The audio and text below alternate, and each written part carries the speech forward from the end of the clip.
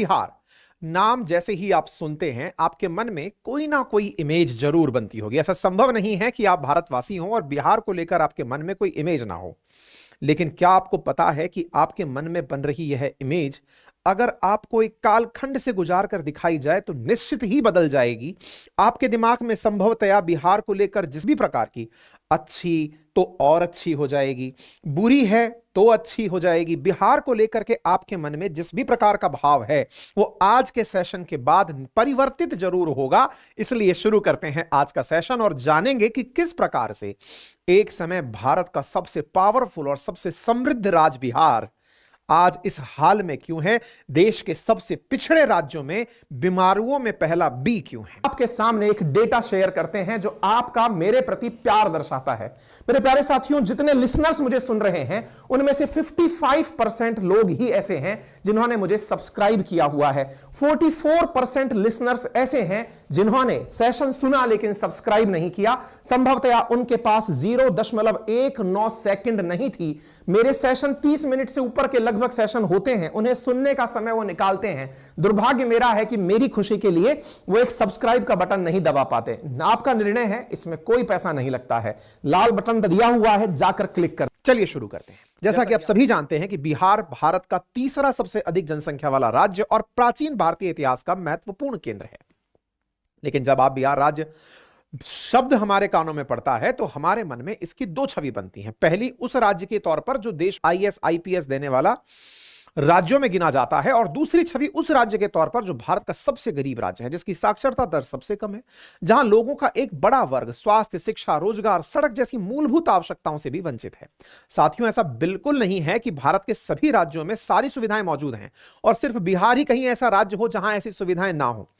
ऐसा बिल्कुल नहीं है कि भारत के बाकी सभी राज्यों में सारी सुविधाएं मौजूद हैं और सिर्फ बिहार ही ऐसा राज्य है जहां ये सारी समस्याएं हैं। लेकिन जब हम बिहार के इतिहास में झांकते हैं तो हमें देखने को मिलता है कि बिहार उस मगध साम्राज्य का केंद्र रहा जो महाजनपद काल से 7वीं सदी तक यानी लगभग 1200 वर्षों तक भारतीय उपमहाद्वीप का सबसे अधिक शक्तिशाली साम्राज्य रहा। और इस मगध साम्राज्य ने ही हमें बिंबिसार, महात्मा बुद्ध, महावीर, जैन, मौर्य काल में महासम्राट अशोक और गुप्त काल में समुद्रगुप्त जैसे महान सम्राट दिए। तीसरी और छठी शताब्दी में रहे गुप्त साम्राज्य को भारतीय इतिहास का स्वर्णिम काल कहा जाता है, क्योंकि गुप्त सम्राट के शासनकाल में भारत में संख्या शास्त्र, खगोल शास्त्र, विज्ञान और धर्म दर्शन शास्त्र के क्षेत्र में अभूतपूर्व प्रगति देखने को मिली थी। और जब विज्ञान और शिक्षा की बात हो रही हो तो हम विश्व प्रसिद्ध नालंदा विश्वविद्यालय को कैसे भूल सकते हैं, जिसमें महान गणितज्ञ आर्यभट्ट जैसे प्रधानाचार्य और शून्यवाद का सिद्धांत देने वाले नागार्जुन जैसे आचार्य मौजूद थे। साथियों, एक और बिहार का वह इतिहास जिसके बिना हम प्राचीन भारत का वर्णन भी नहीं कर सकते, और वहीं दूसरी ओर भारत को इतने बड़े साम्राज्य और इतने महान व्यक्तित्व देने वाले बिहार आज बिल्कुल हाशिए पे नजर आता है। सवाल है, ऐसा क्यों? कभी भारत की सबसे समृद्ध राजधानी रहा पाटलिपुत्र आज भारत के सबसे गरीब राज्य की राजधानी पटना बन गई है। कभी विश्व भर के लोगों के लिए 800 वर्षों तक ज्ञान पुंज रहा नालंदा विश्वविद्यालय वाला राज्य आज भारत का सबसे कम साक्षरता वाला राज्य बन गया है। विस्तार पूर्वक आज के सेशन में इस विषय पर चर्चा होने वाली है। साथियों, बिहार का जो आज अधिकतम हिस्सा है वो लंबे समय तक एक ही साम्राज्य का हिस्सा रहा, यानी मगध साम्राज्य का, जिसने राजगीर, मिथिला, पाटलिपुत्र जैसे आज पटना कहा जाता है, बोध गया और नालंदा जैसे स्थान प्रमुख थे। और इसीलिए बिहार का जो अपना इतिहास है उसमें मगध का जिक्र बहुत अनिवार्य हो जाता है। आज के बिहार के ऊपर आने से पहले हम थोड़ा सा इसके प्राचीन इतिहास को जान लेते हैं। मगध के इतिहास को 600 ईसा पूर्व के आसपास शुरू किया जाता है, क्योंकि इस समय अवधि के बाद हमें साम्राज्य का एक क्रम और उनके शासनकाल की मुख्य बातें जानने को मिलती हैं।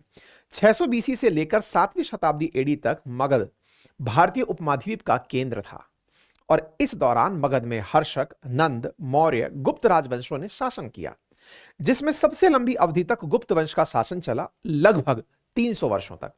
गुप्त वंश की स्थापना श्री गुप्त की गुप्त वंश के शासनकाल को भारतीय इतिहास का स्वर्णिम काल कहा जाता है, क्योंकि गुप्त काल के दौरान मगध, विशेषकर बिहार का क्षेत्र, भारत का सबसे महत्वपूर्ण स्थान बन चुका था।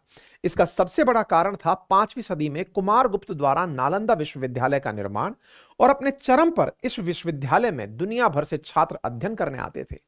और यह परिसर इतना बड़ा रहा होगा, इसका अंदाजा आप यूं लगा सकते हैं कि इसमें 10,000 छात्रों के रहने की व्यवस्था हुआ करती थी। इस विश्वविद्यालय में 2,000 आचार्य थे, जिनमें आर्यभट्ट और नागार्जुन भी थे, जिनके विषय में हमने वीडियो के शुरुआत में जिक्र किया था। गुप्त साम्राज्य के शासन में ही भारत को अंकन की दशमलव प्रणाली, महान संस्कृत महाकाव्य, हिंदू कला के साथ साथ खगोल विज्ञान, गणित, धातु विज्ञान की बहुत अच्छी समझ हुई। गुप्त काल की धातु विज्ञान का सबसे बड़ा उदाहरण तो आज भी हमारे सामने है, दिल्ली के अंदर स्थित लौह स्तंभ, जिसे चंद्रगुप्त द्वितीय के शासनकाल में निर्मित किया गया था। लगभग 1600 साल बाद भी वो बिना जंग के यूं की यूं खड़ा है। गुप्त काल में मंदिरों के निर्माण और वास्तुकला पर भी विशेष जोर दिया जाता था। देवगढ़ में स्थित दशावतारम मंदिर इसका प्रमुख उदाहरण है। इसके अलावा व्यापारिक दृष्टिकोण से भी गुप्त साम्राज्य ने बहुत अधिक सफलता प्राप्त की। गुप्त काल के दौरान व्यापार उड़ीसा और दक्षिण भारत के तटों से दक्षिण पूर्वी एशिया में होता था। वहीं रेशम मार्ग, लाल सागर और फारस की खाड़ी से समस्त मध्य एशियाई और यूरोपीय क्षेत्रों में व्यापार हुआ करता था। लेकिन गुप्त वंश के बाद आए राजवंशों के शासनकाल में 7वीं सदी के अंत तक मगध लगभग अपनी संपूर्ण पहचान खो चुका था और भारत में दूसरे अलग अलग शक्तिशाली साम्राज्य स्थापित हो चुके थे। और फिर 13वीं सदी के अंतिम दशक में मगध ने अपनी सबसे बड़ी सांस्कृतिक पहचान भी खो दी, जब तुर्की शासक बख्तियार खिलजी ने साल 1293 में नालंदा विश्वविद्यालय में आग लगवा दी। कहा जाता है कि इस विश्वविद्यालय में इतनी पुस्तकें थी कि पूरे 3 महीने तक यहां के पुस्तकालय में आग धधकती रही। बख्तियार खिलजी ने सभी बौद्ध भिक्षुओं को मौत के घाट उतार दिया और उसके इस आक्रमण के बाद हुए लगातार आक्रमणों में बिहार में स्थित सभी बौद्ध मठों को और मंदिरों को उजाड़ दिया गया। साथियों, इसके बाद 17वीं और 18वीं सदी भारतीय उपमहाद्वीप के लिए फिर से एक नए और प्रभावी परिणाम लेकर आई, जिसका कारण था वास्को डिगामा द्वारा खोजा गया नया समुद्री मार्ग, जिसने फ्रांस, डच, पुर्तगाल समेत ब्रिटेन के उपनिवेशवादी साम्राज्य को भारत में आने के लिए आमंत्रित किया। और इसकी शुरुआत होती है साल 1500 में, जब पुर्तगाली व्यापारी कालीकट केरल में अपनी पहली फैक्ट्री स्थापित करते हैं। और उनके बाद डच, ब्रिटिशर्स और फिर फ्रांस के व्यापारी साल 1632 में डच पटना में अपनी पहली फैक्ट्री स्टैब्लिश करते हैं, जिसके कॉटन के प्रोडक्शन के लिए लगाया गया था। लेकिन ब्रिटिशर्स की भारत में स्थिति मजबूत होती है साल 1757 और 1764 में बक्सर के युद्ध के बाद, जिसमें ईस्ट इंडिया कंपनी की मीर कासिम और बंगाल के नवाब शुजाउद्दौला की संयुक्त सेनाओं के साथ युद्ध हुआ। और युद्ध में ब्रिटिशर्स ने बंगाल के नवाब सिराजुद्दौला को हराने के बाद अप्रत्यक्ष रूप से भारत में अपने उपनिवेशवाद साम्राज्य की शुरुआत कर दी थी। तो अब बिहार ब्रिटिशर्स के काल में कैसा हुआ? साथियों, बक्सर युद्ध जीतने के लगभग 1 साल बाद 1765 में ब्रिटिशर्स ने बंगाल प्रेसिडेंसी की स्थापना की, जिसमें आज के बिहार, झारखंड और पूर्वोत्तर का बड़ा हिस्सा समेत बर्मा तक, यानी कि आज का जो म्यांमार और सिंगापुर वाला हिस्सा है, वो भी शामिल था। और आज के बिहार की नींव भी इसी प्रेसिडेंसी रूल के दौरान लिए गए फैसलों से पड़नी शुरू हो गई थी। प्रेसिडेंसी की स्थापना के बाद ब्रिटिशर्स के सामने सबसे बड़ी चुनौती आती है टैक्स कलेक्शन की, क्योंकि इतने बड़े क्षेत्र के टैक्स को कलेक्ट करने के लिए एक बड़े प्रशासनिक तंत्र की आवश्यकता थी, जो बिना किसी बेईमानी के टैक्स के अमाउंट को कंपनी तक पहुंचाए। और इसके समाधान के लिए ब्रिटिश अधिकारी लॉर्ड कॉर्नवालिस ने अपने कार्यकाल में 1790 में मुगलों द्वारा स्थापित की गई जमींदारी व्यवस्था को लागू कर दिया, लेकिन कुछ बदलावों के साथ। साथियों, जो मुगलों की जमींदारी व्यवस्था थी, उसमें किसानों को इतना शोषित नहीं किया जाता था जितना ब्रिटिश जमींदारी व्यवस्था ने किया। और यह व्यवस्था तब और ज्यादा शोषणकारी हो गई जब 1793 में इसे स्थायी बंदोबस्त में बदल दिया गया।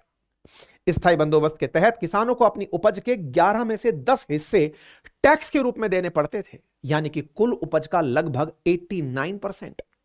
शुरुआती सालों में तो स्थायी बंदोबस्त ब्रिटिशर्स के लिए काफी फायदेमंद साबित हुआ, क्योंकि बिहार की उपजाऊ जमीन में अनाज का अच्छा उत्पादन होता था, जिससे ईस्ट इंडिया कंपनी को बहुत अधिक मात्रा में रेवेन्यू मिल रहा था। और इस चीज को देखते हुए ब्रिटिशर्स ने इस व्यवस्था को धीरे धीरे उत्तर भारत के काफी हिस्सों में लागू करना शुरू कर दिया। लेकिन दूसरी ओर इस व्यवस्था ने किसानों को बुरी तरह प्रभावित करना शुरू किया, क्योंकि जब हम कम बारिश और अन्य कारणों से अपनी फसल को खराब होता देखते हैं, तो इतना अनाज उत्पादन नहीं हो पाता कि हम अपनी फसल का 10 हिस्सा अंग्रेजों को दे दें, 11 में से 10 हिस्सा दे दें, तो ऐसा संभव नहीं हो पाता। ऐसी स्थिति में किसानों को अपनी जमीन से हाथ धोना पड़ा, क्योंकि वो एक मिडिल मैन के भेंट चढ़ चुके थे। वो जमींदार जो अंग्रेजों से ठेका पर जमीन लिया था, किसानों का शोषण करके पैसा पहुंचाता था, अब वो जमींदार साहूकार की भूमिका में आने लगा। यानी वो किसानों को लोन देने लगा, लोन से पैसा वापस बरतने लगा और वो अंग्रेजों को टैक्स के रूप में देने लगा। एक विशेष साइकिल जमींदार के साहूकार बनने के रूप में देखने को मिली। ऐसी स्थिति में किसान अपनी जमीन से हाथ धोना शुरू कर दिए।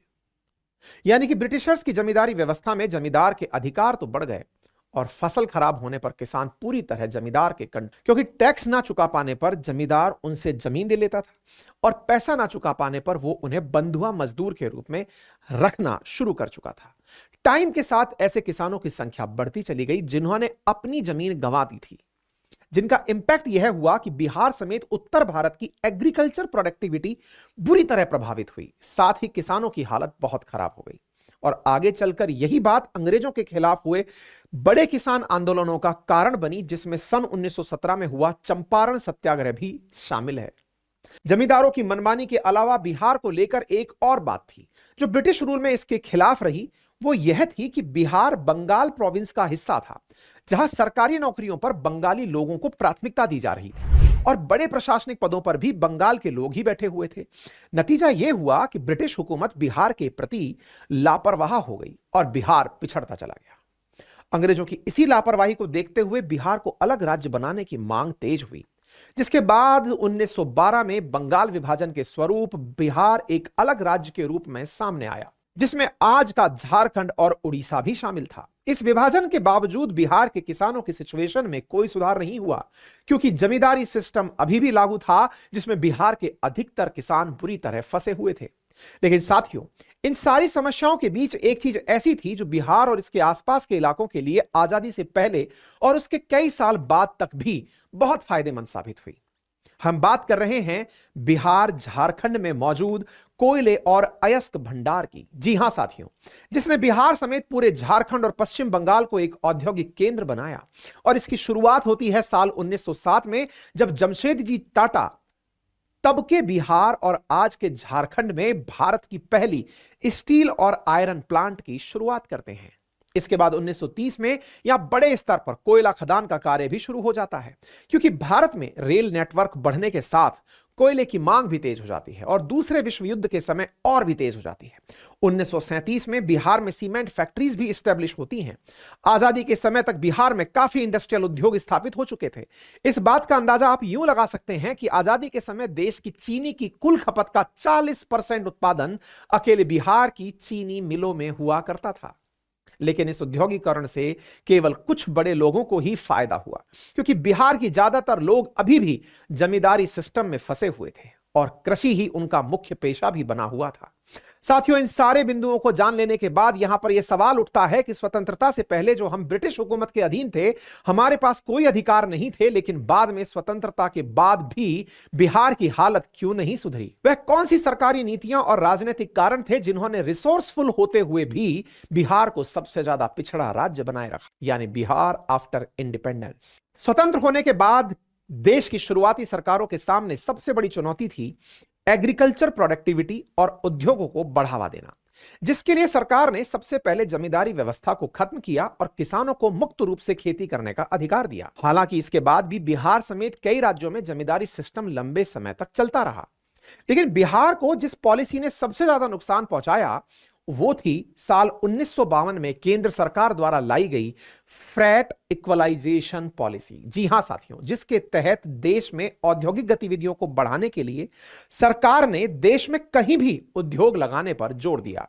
जैसा आप ऑलरेडी सुन चुके हैं कि बिहार में देश की कुल खपत का 40% चीनी उत्पादित हो रहा था, तो निश्चित ही अन्य राज्यों को इस तरह के अवसर नहीं मिल पा रहे थे। इसलिए केंद्र सरकार इस फैसले को लेकर आई।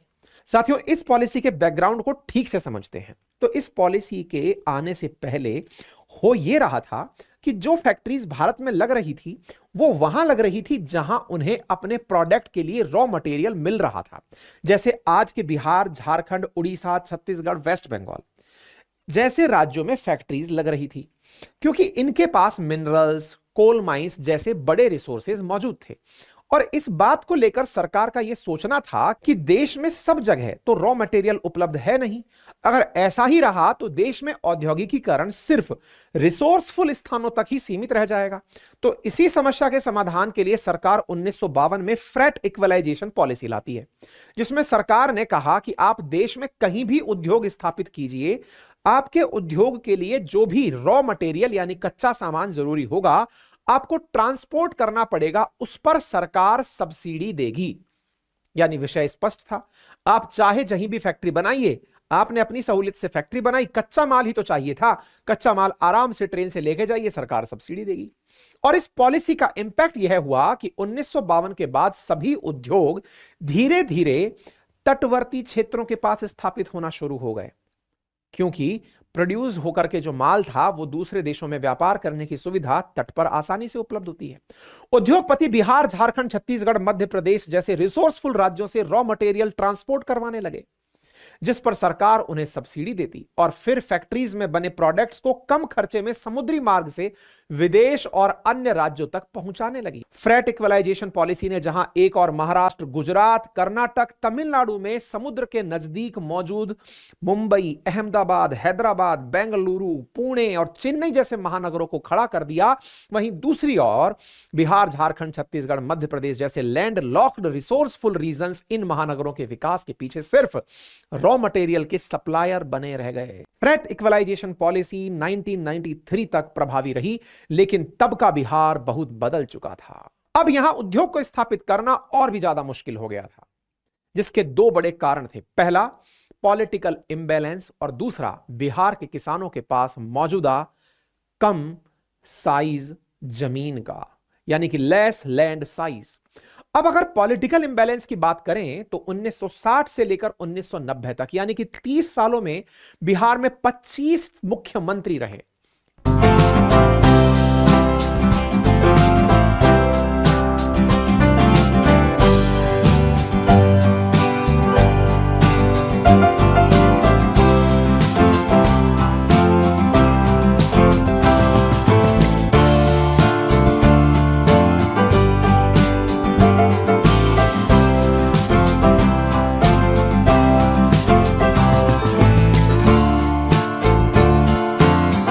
इसके अलावा इन 30 सालों में बिहार में 4 बार राष्ट्रपति शासन भी लगा।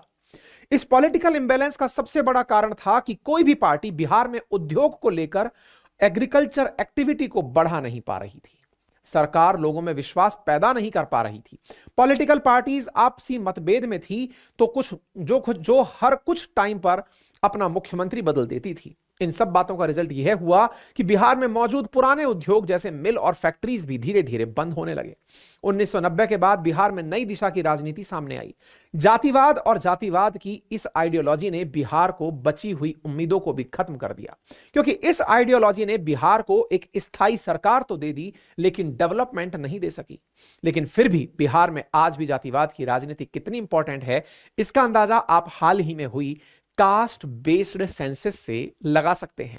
1990 के बाद बिहार में लूट, हत्या जैसी घटनाएं तेजी से बढ़ने लगी और सरकार पर भी बड़े बड़े घोटाले करने का आरोप लगने लगा, जिसके चलते उसकी सोशल इमेज और ज्यादा खराब हुई। दूसरी ओर बिहार के अधिकतर किसानों के पास मौजूद बहुत कम माप की कृषि भूमि से भी दो नई प्रॉब्लम सामने आई। पहला, कम कृषि भूमि होने की वजह से अधिकतर किसान मॉडर्न एग्रीकल्चर इक्विपमेंट को अपनी कृषि का हिस्सा नहीं बना पा रहे थे, क्योंकि कम माप की कृषि में, कम माप की भूमि में इतना ज्यादा उत्पादन ही नहीं था कि वो मॉडर्न इक्विपमेंट पर होने वाले खर्च को उठा सकें। जिसका रिजल्ट यह हुआ कि बिहार के अधिकतम किसान अपनी प्रोडक्टिविटी को नहीं बढ़ा पाए और उनकी कृषि होने वाली आमदनी भी नहीं सुधरी। किसानों की स्मॉल साइज लैंड होल्डिंग्स ने दूसरी समस्या जो निकल कर आई वो यह थी कि उद्योगों के लिए होने वाली लैंड एक्विजिशन प्रोसेस, जिसमें कि उद्योग के लिए जमीन के बड़े भूभाग को अधिकृत करना पड़ता था। लेकिन बिहार में एक फैक्ट्री के एस्टेब्लिशमेंट के लिए कई सौ किसानों से बात करनी पड़ती थी, क्योंकि किसानों के पास छोटे छोटे भूखंड थे। आपको जमीन चाहिए तो आपको बड़े भूखंड पर, अगर आपको फैक्ट्री लगानी है तो बड़ा भूखंड चाहिए। बड़े भूखंड के लिए काफी सारे किसानों से बात करनी पड़ेगी, और काफी सारे किसानों से बात करनी पड़ेगी तो ऐसी स्थिति में अगर 2-4 लोगों ने भी अपनी जमीन देने से मना कर दिया तो फिर सारा मामला बेकार हो जाता था। साथियों, ये लैंड एक्विजिशन जैसी बेसिक चीजें एज ऑफ डूइंग बिजनेस को इंपैक्ट करती हैं। यही कारण है कि एज ऑफ डूइंग बिजनेस यानी व्यापार की सुगमता में 36 राज्य यूनियन टेरिटरी के लिस्ट में बिहार 26वें नंबर पर आता है। वहीं दूसरी ओर सबसे स्मूथ लैंड एक्विजिशन प्रोसेस वाला स्टेट गुजरात रहा, जो कि इसी कारण एज ऑफ डूइंग बिजनेस में या तो कभी पहले स्थान पर या कभी दूसरे स्थान पर रहा। एक तो कोस्ट लाइन और दूसरा लैंड एक्विजिशन का आसान होना। बिहार में लैंड एक्विजिशन के इस डिफिकल्ट प्रोसेस का दूसरा नेगेटिव इंपैक्ट यह हुआ कि कई बार बड़े बड़े प्रोजेक्ट्स बहुत धीमे धीमे पूरे होते और जो एक स्टेट के लिए उसकी बिजनेस इमेज को डैमेज करते थे, और बिहार के साथ कुछ ऐसा ही हुआ। पॉलिटिकल इंबैलेंस लैंड एक्विजिशन के साथ साथ बिहार को तीसरा बड़ा नुकसान हुआ साल 2000 में, जब उससे अलग होकर एक नया राज्य झारखंड बना। झारखंड के अलग होने से बिहार ने अपनी उपजाऊ जमीन और मिनरल्स का एक बहुत बड़ा हिस्सा खो दिया, क्योंकि बिहार ने जिस एरिया में थोड़ा बहुत उद्योग इन्वेस्ट किया था वो सारा झारखंड के हिस्से में चला गया और बिहार को खाली हाथ रहना पड़ा। इन सारी सोशल प्रॉब्लम्स के साथ बिहार में लंबे समय तक नक्सलवाद का सामना भी रहा। बिहार के साथ साथ छत्तीसगढ़, झारखंड, उड़ीसा, तेलंगाना, मध्य प्रदेश भी लंबे समय तक नक्सलवाद से जूझते रहे। इसके साथ कुछ और प्रॉब्लम्स भी रही जिन पर बात करना जरूरी है, जैसे हर साल आने वाली बाढ़ से भी बिहार को हजारों करोड़ का नुकसान होता है, जिसमें उपजाऊ भूमि और फसल का नुकसान बड़ी मात्रा में होता है। बिहार डिजास्टर मैनेजमेंट डेटा के अकॉर्डिंग पिछले 10 सालों में आए फ्लड के कारण बिहार में कुल 2300 लोगों की मौतें हुई हैं, जबकि 2021 की एक दूसरी रिपोर्ट के अकॉर्डिंग उस साल फ्लड में बिहार सरकार को लगभग 3700 करोड़ रुपए का नुकसान हुआ। एक और ये नुकसान और दूसरी ओर तेजी से बढ़ रही बिहार की पॉपुलेशन भी सरकार के सामने नए चैलेंजेस रख रही थी, जो है गरीबी और बढ़ती हुई बेरोजगारी। इन सारे फैक्टर्स का कलेक्टिव इंपैक्ट है आज बिहार की पर कैपिटा इनकम पूरे देश में सबसे कम है। पूरे देश की टोटल पॉपुलेशन में लगभग 9% रखने वाला बिहार पूरे देश की जीडीपी का कुल 2.77% ही कंट्रीब्यूट करता है। कभी देश की 40% शुगर प्रोड्यूस करने वाला राज्य आज केवल 2% तक सीमित रह गया है। कभी 3000 चावल की मिल वाले राज्य में करप्शन के चलते 2000 राइस मिल बंद हो चुकी हैं। आज बिहार के लगभग 34% पॉपुलेशन मल्टी डायमेंशनल पॉवर्टी का फेस कर रही है, जो देश में सबसे ज्यादा है। मल्टी डायमेंशनल पॉवर्टी का मतलब है जिन लोगों के पास अच्छी एजुकेशन, हेल्थ और लाइफ स्टैंडर्ड का एक्सेस नहीं होता है। इसके अलावा बढ़ती हुई जनसंख्या, सीमित कृषि भूमि और उद्योग की कमी ने बड़ी संख्या में लोगों को बिहार से पलायन करने के लिए मजबूर किया है। बिहार के पलायन की कितनी बड़ी समस्या है, इस बात को फरवरी 2020 की एक रिपोर्ट से समझते हैं, जिसमें बताया गया कि बिहार की 50% फैमिलीज ऐसी हैं जो बिहार से पलायन करना चाहती हैं, जिसमें रोजगार के साथ एजुकेशन और हेल्थ भी मेन रीजन है। साथियों, अब अगर थोड़ी देर के लिए हम बिहार के उद्योग और एग्रीकल्चर जैसे सेक्टर्स की दयनीय स्थिति को इग्नोर भी कर दें कि फ्रेट इक्वलाइजेशन पॉलिसी की वजह और किसान के स्मॉल लैंड होल्डिंग की वजह से ये सेक्टर पनप नहीं पाए, लेकिन एजुकेशन और हेल्थ जैसे सेक्टर्स में भी बिहार सबसे पिछड़ा नजर आता है। ऐसा क्यों? बिहार आज भारत का सबसे कम साक्षरता वाला दर का राज्य है। एक और राज्य में बड़े नंबर्स में अच्छे कॉलेज और यूनिवर्सिटी की कमी है, वहीं दूसरी ओर स्कूल्स में फेक टीचर्स बच्चों को पढ़ा रहे हैं। और अगर हेल्थ केयर की बात की जाए तो यहां की पिक्चर भी सेम ही है। कोविड के टाइम पे तो बिहार समेत कई राज्यों के हेल्थ केयर सिस्टम की पोल ही खुल गई, खासकर रूरल एरिया में, जहां डॉक्टर्स के साथ साथ हॉस्पिटल में बेसिक फैसिलिटीज की भारी कमी देखने को मिली। यही सारी चीजें एक साथ मिलकर इंपैक्ट करती हैं किसी स्टेट या कंट्री की ग्रोथ को, और अगर बिहार भी इस पिछड़ेपन से बाहर निकलना चाहता है तो सबसे पहले उसे शिक्षा और स्वास्थ्य जैसी बेसिक नीड्स को ठीक करना होगा। उसके बाद एग्रीकल्चर सेक्टर्स को, फार्मर्स के कलेक्टिव एफर्ट्स को सुधारना होगा। सिर्फ स्कीम को लॉन्च करने से सिचुएशंस नहीं चेंज होती, उनको रूट तक इंप्लीमेंट करना पड़ता है, तब जाके कुछ सालों में रिजल्ट्स आते हैं। यह बात सबको समझनी चाहिए। साथियों, यह भी सच है कि बहुत सी ज्योग्राफिकल कंडीशंस और डेमोग्राफिकल चैलेंजेस किसी भी स्टेट या कंट्री के डेवलपमेंट में एक जरूरी हिस्सा होते हैं। अगर ज्योग्राफिकल कंडीशंस अच्छी होंगी तो सारी चीजें पॉसिबल और आसान नजर आती हैं। अगर खराब होंगी तो चीजें मुश्किल जरूर होती हैं, लेकिन असंभव नहीं। परंतु जब बिहार की बात आती है तो यहां सबसे बड़ी कमी महसूस होती है लीडरशिप की, क्योंकि आजादी के बाद शुरुआती दशकों में पॉलिटिकल इंबैलेंस और उसके बाद आइडियोलॉजिकल इंपैक्ट ने बिहार को पीछे धकेलने का काम किया, और इन सब के कारण हुई प्रशासनिक त्रुटियों और सामाजिक अव्यवस्थाओं ने इस पिछड़ेपन को और ज्यादा बढ़ाने का काम किया। साथियों, यह था हमारा बिहार के संक्षिप्त इतिहास और इसकी आज की स्थिति के ऊपर वीडियो। आई होप आपको हमारे द्वारा दी गई है जानकारी पसंद आई होगी। आपका क्या सोचना है इसके विषय में कमेंट बॉक्स में हमें अपनी राय अवश्य दें। यह संभव है कि सारे कारणों का एक सेशन में कलेक्शन पॉसिबल ना हुआ हो। आपसे गुजारिश है कि आप भी अपनी तरफ से कुछ पॉइंट्स ऐड करें, और अगर आपको लगता है कि और भी कोई कारक जिम्मेदार है तो फिर हम भविष्य में और भी कोई अपडेटेड वीडियो आप तक लेकर आएंगे। लेकिन जाने से पहले आप इस चैनल को सब्सक्राइब करना बिल्कुल ना भूलें। धन्यवाद।